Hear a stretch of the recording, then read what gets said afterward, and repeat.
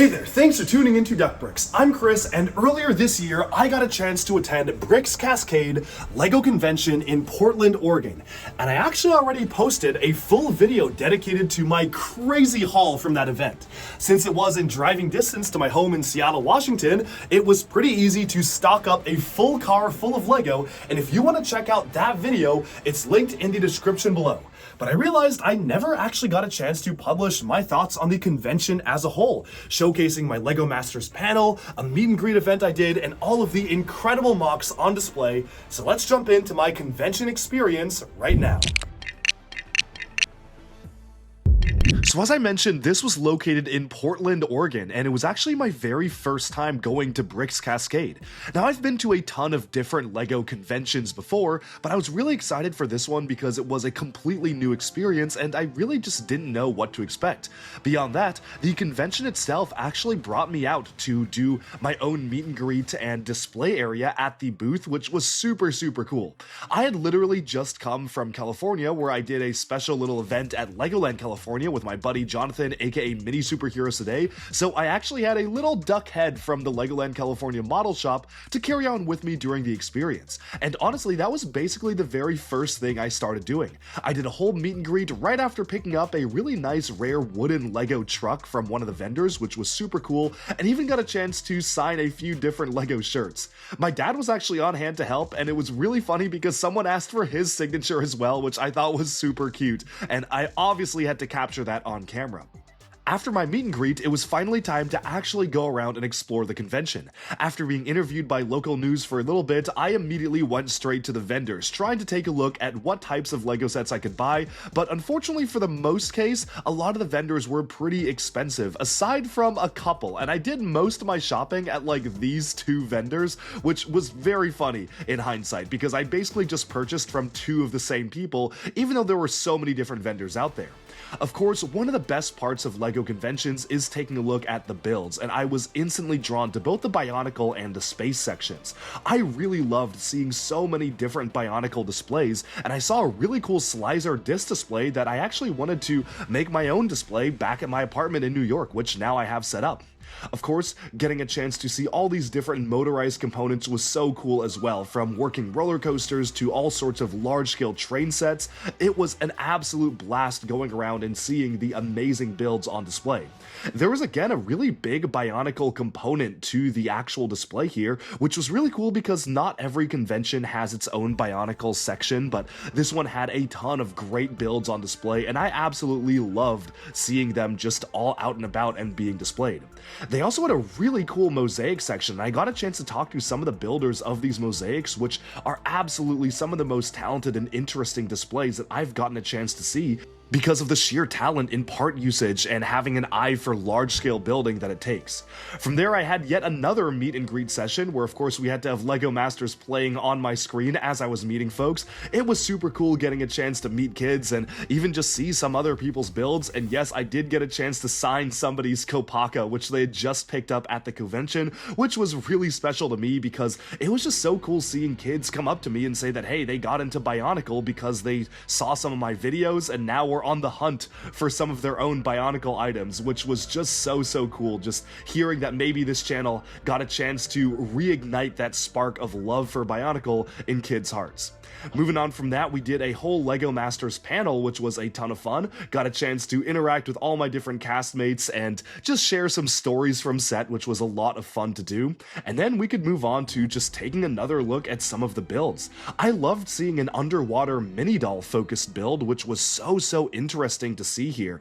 I honestly just don't see a lot of other mini doll builds out there, so it was super cool to see a really in-depth underwater display focused around mini dolls. That was easily one of my favorite displays ever, built by Tricky Lug, which was a really cool collaborative display.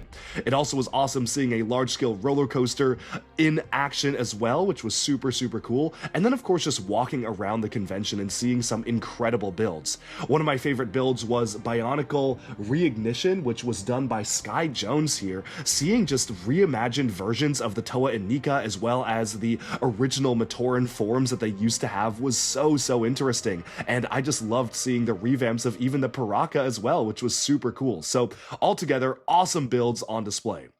Obviously, I was always on the hunt for more LEGO as well, so I had to go around the vendors and just check out the types of things they had for sale.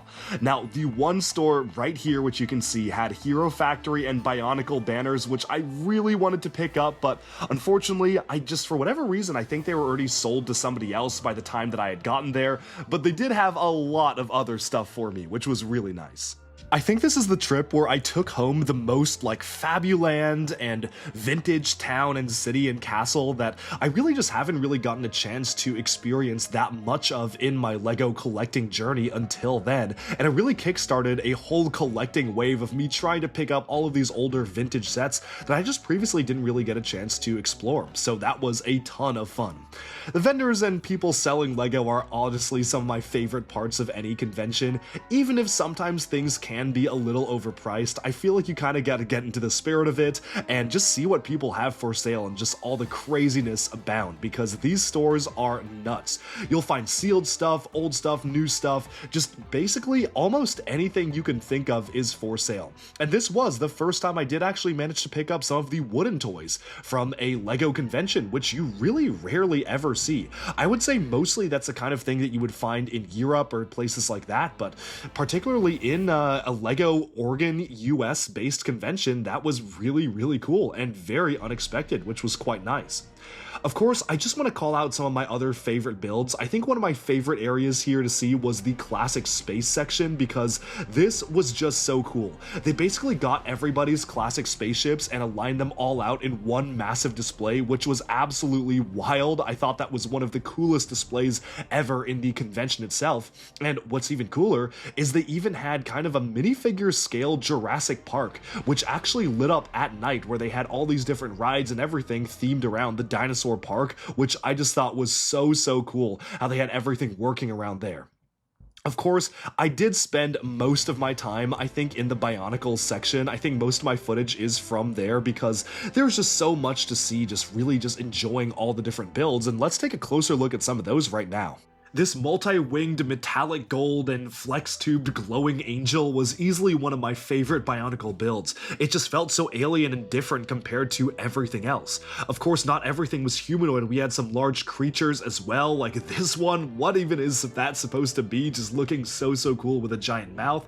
There's that big Slicer disc display, which I really liked. I love how they have the heads over them as well. Kind of wish I did that with mine. Of course, you've got a Rakshi rock mosaic, which just looks super cool, and just done very nicely, and even a really cool Bakari mosaic as well, the Mask of Strength, so always good to see some Bionicle artwork pieces. I loved seeing like biomechanical dinosaurs and T-Rexes too, and of course just all sorts of humanoid or monstrous alien creatures. One of the best things about Bionicles that you can really build your own characters and creations. Of course, there is that Bionicle Reignition group, which we're actually going to see a special interview with the creator of these later on in this video, so check that out if you are curious. Keep on watching because a lot more is to come. With the Bionicles out of the way, of course, again, I did make my way back to the vendors, and I always just love chatting with different people, the Machis, the people selling things, and getting a chance to meet different members of the LEGO community. I feel like that is what makes LEGO conventions so special, and that is the group of people that actually comes together and really just celebrates LEGO together in a shared environment. It is just a ton of fun being here with friends and getting a chance to meet new people for the first time, and just seeing all sorts of incredible builds and also really interesting stuff for sale, like the Cape Madness capes here. So cool. I definitely picked up a couple of them for my own custom minifigures, and just all together, I just love LEGO conventions because you do learn a lot from the building techniques as well. The castle section was another one of my favorites. As a big fan of LEGO Castle, seeing like this pink version of the Light Knights castle was so cool, and someone even recreated the Old West sign from the original LEGO movie with an entire Western display, which I thought was another massive standout of the entire convention.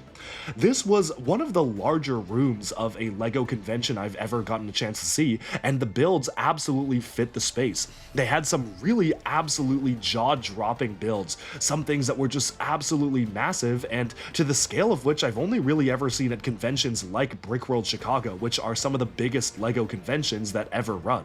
So it was very cool seeing this in Oregon. Oregon is a place that I've been going since I was a little kid to go used Lego shopping because that was where the very first bricks and minifigs came to be, and it was really cool finally attending Bricks Cascade, the Lego convention people had been telling me about for years. And so, after getting all my shopping done for the most part and wheeling out a ton of massive boxes to my car, some of which I still haven't built, and this was Bricks Cascade in 2024 March. So this was a while back. I got so much stuff in this haul.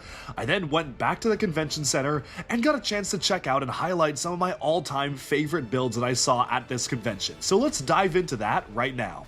So coming right into the convention here, this absolutely stunning underwater build totally caught my eye. You can see the shadow of a whale in the background of the transparent kind of wall of water for this underwater cave. It looks even cooler when the lights are all on in the World of Nights, which we'll be taking a look at in a little bit later on in this video, so we're gonna table that for now and come back to it. Of course, it was really cool seeing all the themed builds. There was a fairy tale and sort of nature section, plus a gigantic hawk too. Going over from that, we have that Old West build, which I was talking about earlier, where you can see the giant letters as well as the buildings themselves just looking really cool. I love how this is sort of mixing some of the official sets like the Bricklink Eiffel Designer Program Saloon, but building off of it. Here's a closer look at that Jurassic World or Jurassic Park style of display I was mentioning, with a working monorail snaking all the way around the entire island, helicopters taking off, a beachside docks area where you can literally dock into Jurassic Park, and having the entire display stretch over a multitude of different tables was so cool, even especially seeing like the visitor area where you can see Main Street, all the pterodactyls attacking, the Indominus chowing down on a giant hot dog, and going on from there. Here's a look at that giant mosaic I was mentioning. This is Darth Vader and Anakin kind of in a dual mosaic, looking super good with the amount of build variety and texture there. And then, moving on to here, you can see all sorts of really interesting like tabletop game inspired builds, as well as some micro-scale cities which just look really, really cool. And yes, that Iron Man mosaic in the background is built out of Lego, which is insane. This Japanese temple was also another highlight for me, and of course it's always cool taking a look at the post-apocalyptic section. The build that really stood out to me was this war tank here, which I just thought looked so cool.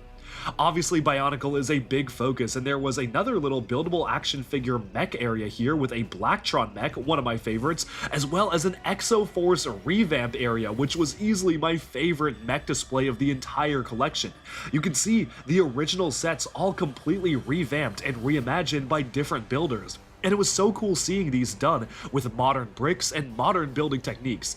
I absolutely love it when people revamp Lego Exoforce sets. It's just so cool, and I absolutely love just seeing them take things to the next level with revamps of almost every single one of the original sets. Of course, here's a closer look at the space area, and wow, look at all of those classic spaceships. This really inspired me to want to continue to build some of my own mocks and my own spaceships. I think it would be so cool to see just more stuff like this, so that was easily one of my all-time favorite displays I saw. It was so impressive to me how this felt like a true fleet, and there was even a classic space-themed Wall-E, which was absolutely adorable. I even saw some mocks based around the brand new LEGO City Space modular system, which was super cool to actually see because obviously that is the newest branch of LEGO Space. They just at this time had launched it a few months prior because this was filmed in March of 2024, and already people were going crazy with that color scheme and trying to figure out new builds based off of it, which was super cool.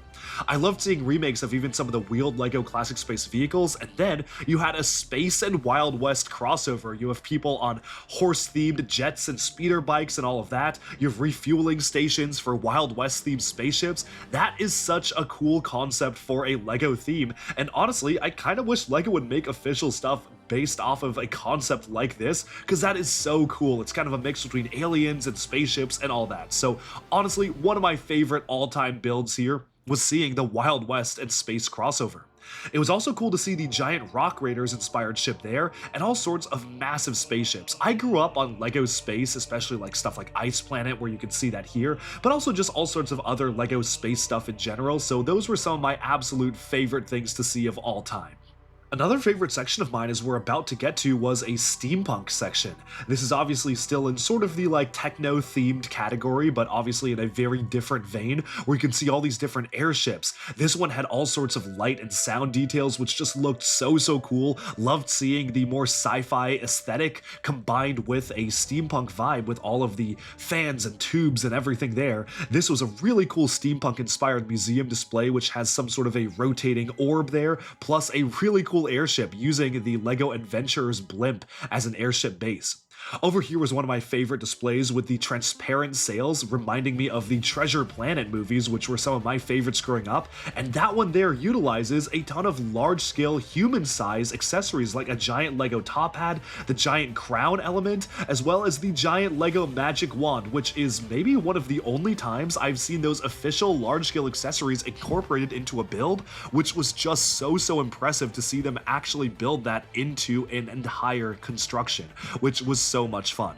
Of course, one of the best things about conventions though is actually getting a chance to interview some designers and talk to people who actually had the talent to put together these mocks and builds, and every time I do a LEGO convention video, I really want to highlight the builders behind some of my favorite builds here, and I got a chance to actually do a video interview with one of the Bionicle builders working on those reimagined Ignition Trilogy Bionicle items, which I talked about earlier, so let's turn it over to him and take a look. Hey man! Hey there! Nice to meet you, I'm Chris. Right on, I'm Sky Jones. Awesome, can you tell me a little bit about your Bionicle display here? This is so cool. So these are my cast, if you will, of characters for a stop motion production that I was planning. The production has gone into hiatus, sure. And I'm thinking I might kind of reformat a substantial amount to a little bit, but okay. But this all kind of started inspired by a lot of other fan animations that happen, and I noticed that they wind up collapsing a lot, and so I really wanted to start with a strong sound production model, essentially. Okay. So I kind of knew that it's like we're gonna have to, in animation they frequently start with the voice acting process, right, and then they film, and then they do the rest of the audio. Yeah. You know, so it's really important to get these things in order, and that can trip up a lot of other fan animations. Yeah. So another big thing was posability. Right. Reach right on over. Matoro is a great example here. That's awesome. They've each been through many iterations, but Matoro's recent iteration has, the Matoran iteration has been through a lot more posing recently. I figured out how to get torso movement. Oh my goodness, that's awesome. They can shrug their shoulders. Nice. It's hard enough just to get shoulders this thin on a Bionicle. But especially that small and compact. I mean, the smaller it is, the harder it is to put more points of articulation, and also to keep it sturdy, because if it's for stop action, I mean, you got to have it be something you can fiddle around with and move around and not just kind of be a display model. So that's really awesome. It's got to stay sturdy. Yeah. So why don't I zoom us in a little bit? Let's do it. Let's do it. Yeah. So the idea was that if I wrote a sound enough script, and I really did think that I could do a little bit of editing to the the quality and some of the how the dialogue and story beats read for this series. Because the original story was wonderful, but written for children to understand. Yeah. So I went about creating, like, I was like, I think they're going to be 20-minute episodes. Okay. I'm just going to have 8 of them. And I almost wrote it all out, and then one day I fell upon the Mangai project, 2D animated project. And they're even offering some of their Kickstarter Patreon money to new animators who want to work with them. Yeah, so I was like, hey, I don't have much animation skill, but I'd love to build it with you guys if that'd be cool. Yeah. So we started. I didn't do great with the animation, but I actually joined their art management team, and I helped them manage the art for a while. Until some personal conflicts came up. Sure. No issues with the whole team. They're wonderful people. Oh yeah, I've had some interactions with that team, and I cannot wait to see what they come up with because they're doing some amazing stuff. Yeah. They're just they're taking their sweet time to get a good soulful product out. Yeah. Yeah, it's wonderful. But yeah, I couldn't stay with the team. So someday in the future, I'll have probably a test animation, and that might turn into a series. Cool. But I'm gonna let that take its time, so that it makes sense. Well, I'm excited to see it whenever you put it out. But these are so cool. Just seeing revamps of all these kind of classic characters like the Paraka and these crazy poses, like Vezok with that wild pose that he's got there, and then Radak. I love how he's like stomping the ground with the weapon, and they just all feel so engineered for their characters, like Avak with the almost over-the-top weapons. Like, he's got all these different gadgets. All the scope being the joint element is so smart. Dude, this is so cool. Thank you so much for showing me this. Of course, yeah. I don't have much of a media channel of my own at the moment. I'm hoping for that to change. Sure. For now, I'm just happy to toss a little inspiration out to the community. Well, that's really cool. It's a passionate community, and some people lose their passion because, I don't know, they don't think enough other people are involved or something in the Bionicle fandom. Stop it. And there's always somebody who's really into any sort of niche that you want to get into in Bionicle. So that's really the best part of the community. Yeah, I'd like to tell my own story, but it kind of helps me learn storytelling skills to have something to work off of. That makes sense. Well, really good to meet you, man. Thank you for giving me an overview of this. This has been so cool, and I can't wait to take a closer look at these builds. What a cool interview. I wish him the best of luck on his stop-action project, and again, it's a big part of why I love going to LEGO conventions. It's just meeting random people, seeing what they're working on and all their cool projects, because that's the best part of the LEGO community. It's people coming together and displaying their builds. Before I knew it though, it was time for the convention to come to an end, and it was one of my favorite parts of really any LEGO convention, because at the end of the day, they turn off all of the lights, and you get to see every single one of the creations fully lit up. This absolutely makes it such a special experience because it's builds that you spent all day looking at, but now you can really appreciate them in an entirely new light, or in this case, lack of light. Of course, one of the coolest features was a working, smoking volcano in the center of the Jurassic World island. Oh my goodness, that was absolutely sick, so cool.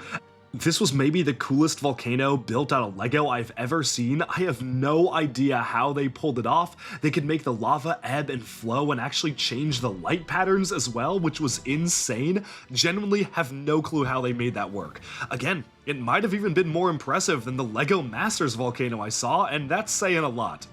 Moving on from that though, it was cool to see all sorts of other builds lit up, like this fairy tale sign. Really cool to see all sorts of different coloring for the letters, which I totally did not even see during the day because of course the lights were all on. But again, I did have to go back to Tricky Lug's underwater like LEGO Friends Aquazone mashup.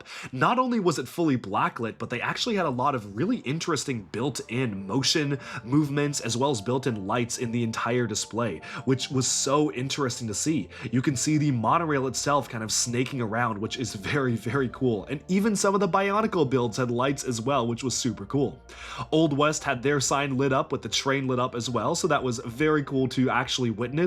And kind of felt more like realistic, like this is kind of what an Old West town would look like at night, where, I mean, minus the giant sign, you feel like the lights are in the right places, you've got the train lit up, most of the town is dark, and it was just really satisfying seeing the train just kind of go around and illuminate the setting as it traveled. But one of the coolest of all time displays to see was that underwater display with the whale fully lit up. We'll be going back to that in greater detail because just look at the sheer scale of the build here. It was absolutely phenomenal, and seeing it underwater in the dark, fully lit up, was a completely different way of seeing the build. It really made me appreciate all the rock work and everything that went into it, and of course the outline of that whale just looking so cool backlit with the water behind it.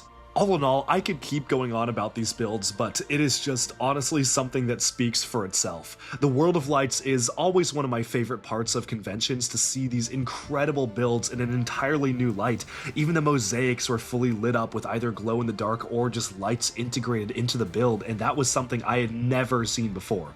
This was genuinely one of the coolest conventions for me to just walk around and see the sheer amount of variety as well as the talent that went into all of the different builds. and I walked away from this with maybe one of the best LEGO convention build experiences ever, where I just really got a chance to truly appreciate and enjoy the builds, which honestly, for a LEGO convention, I find myself spending a lot of time hanging out with friends or doing stuff outside the convention, so it was really nice to actually go back and, well, just enjoy a LEGO convention for what it is.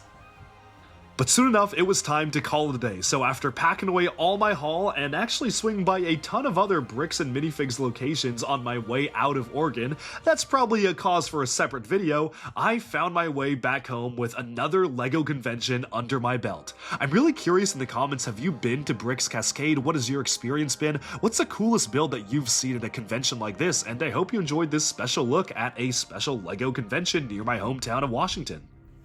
Alright, and that sums up my Bricks Cascade LEGO convention experience. Thanks so much for tuning in. Be sure to like and subscribe for even more LEGO news, reviews, discussion, and analyses coming your way very soon, and bye for now.